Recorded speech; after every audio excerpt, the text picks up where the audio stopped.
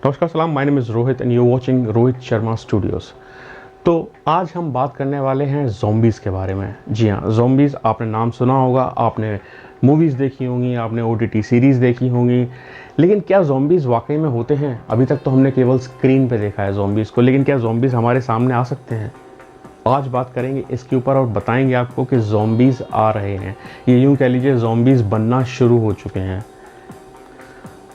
शुरुआत करते हैं अमेरिका से। अमेरिका जहां पर दुनिया का सबसे बड़ा फ़िल्म उद्योग है, सबसे बड़ा फ़िल्म उद्योग हॉलीवुड जिसको हम बोलते हैं, उन्होंने शुरुआत की ज़ॉम्बीज़ के ऊपर मूवीज़ बनाने से। ओटीटी प्लेटफॉर्म्स पर सीरीज़ लेकर आए वो ज़ॉम्बीज़ की, और उनको देखा देखी कई सारे देशों ने अपने फ़िल्म इंडस्ट्रीज़ में ये चीज़ चेंजेस लेके आए और ज़ॉम्बीज़ के ऊपर मूवीज़ बनाना शुरू की, ओटीटी प्लेटफॉर्म्स पर सीरीज़ बनाना शुरू की, और लोगों ने बहुत पसंद किया, यानी कि समझ लीजिए सुपर डुपर हिट हुई हैं। लेकिन लोगों ने पसंद किया सिर्फ स्क्रीन पर। अगर किसी के सामने वाकई में कोई ज़ॉम्बी आ जाता है तो क्या वो ज़ॉम्बीज़ को पसंद करेंगे? सोचने वाली बात है। आज हम इसी पर बात करेंगे। ज़ॉम्बीज़ नाम सुनकर सामने आ जाते हैं ऐसे आदमखोर टाइप के लोग जो कि दिखते तो इंसान जैसे हैं, लेकिन उनकी जो सोचने समझने की शक्ति है वो ख़त्म हो जाती है, और वो किसी आदमी के ऊपर अगर हमला कर देते हैं तो उसको भी वो ज़ॉम्बीज़ में कन्वर्ट कर देते हैं। As per the films, as per the OTT platforms ऐसे दिखाया गया है। लेकिन ज़ॉम्बीज़ जो होते हैं वो एक्चुअली बनते कैसे हैं ज़ॉम्बीज़? तो हम शुरुआत करेंगे वहीं पुराना अमेरिका से। अमेरिका जो कि सबसे बड़ा फिल्म उद्योग है, मैंने बताया, इसी तरह से अमेरिका का सबसे बड़ा ड्रग कार्टेल है, ड्रग उद्योग है वहाँ पर, जहाँ पर आपको छोटी से लेके और सबसे महंगी एलएसडी, कोकीन, ब्राउन शुगर, सारी ड्रग्स जो होती हैं वो अवेलेबल हो जाती हैं। और इसी तरह से एक नई ड्रग आई है जिसका नाम है ज़ाइलाज़ीन। ज़ाइलाज़ीन एक ऐसी ड्रग है जिसकी ओवरडोज से लोग जो हैं वो अपने सोचने समझने की शक्ति खो रहे हैं, और उनकी जो बॉडी है वो अंदर ही अंदर डिकम्पोज हो रही है। डिकम्पोज यानी आम भाषा में बोले तो अंदर ही अंदर सड़ने लगी है।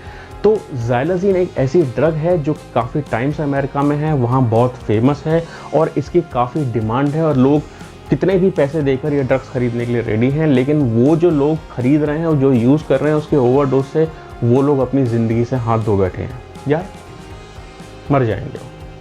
1960 में साइंटिस्ट ने एक दवा बनाई जिसका नाम था ट्रैंक, या इसको ज़ॉम्बीज़ ट्रैंक भी कहा जाता है।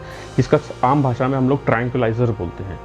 ये ट्रैंक्विलाइज़र यूज़ हुआ करता था जानवरों को बेहोश करने के लिए, जानवरों को नींद में लाने के लिए, या यूँ कह लीजिए जब जानवरों का ऑपरेशन होता है तो उनको बेहोश कर कर उनका ऑपरेशन करने के लिए या उनका किसी भी तरह का ट्रीटमेंट करने के लिए ये ट्रैंक्विलाइज़र दिया जाता था। ये आदमियों के लिए नहीं बना था। लेकिन अमेरिका ने क्या किया, अमेरिका ने जो ड्रग कार्टेल है, अमेरिका के ड्रग कार्टेल ने दूसरी दवाओं में, दूसरी ड्रग्स में, अगर मैं टू बी वेरी प्रिसाइज, दूसरी ड्रग्स में ये ज़ाइलाज़ीन मिलाकर, ये ट्रैंक्विलाइज़र मिलाकर देना शुरू किया, जिससे कि जो नशा होता है लोगों को वो ज़्यादा होने लगा और वो ज़्यादा उसकी डिमांड करने लगे। अगर एक नॉर्मल कोई से जितना होता है अगर उसमें ये मिला दिया जाए, ज़ाइलाज़ीन मिला दिया जाए थोड़ा सा, तो उसका जो नशा है वो दुगना हो जाता, तिगना हो जाता है, जिससे कि उसकी जो क्वांटिटी है वो बढ़ जाती है नशे की। और दोनों कोकीन में जो है वो अंतर दिख जाता है कि इस कोकीन से कम नशा होता है और इस कोकीन से ज़्यादा नशा होता है। मज़े की बात देखिए, ये जो ट्रैंक्विलाइज़र है ये ओपियोइड नहीं है।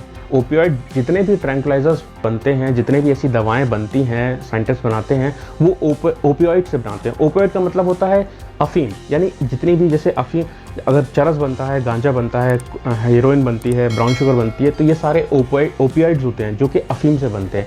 बट ज़ाइलाज़ीन एक ऐसी ड्रग थी जो कि ओपियोइड से नहीं बनी थी, लेकिन इसको ओपियोइड की ड्रग्स में मिलाकर देने से जो मज़ा है वो ज़्यादा हो जाता है और लोगों को काफ़ी पसंद आया है। बाकी ड्रग्स की तरह ज़ाइलाज़ीन भी सीधे आदमी के नर्वस सिस्टम पर अफेक्ट करता है, लेकिन इसके जो साइड इफ़ेक्ट्स हैं वो बाकी ड्रग्स से कहीं ज़्यादा भयावह हैं, कहीं ज़्यादा ख़तरनाक हैं। इसको लेने से लोगों की हार्ट बीट कम हो जाती है, बीपी कम हो जाता है, आदमी की सोचने समझने की शक्ति जो है वो कम हो जाती है, लोग जो हैं वो चीज़ों को भूलने लगते हैं। ये और ज़्यादा भयावह हो जाती है जब इसको कॉकटेल बनाकर लोग लेना शुरू कर देते हैं।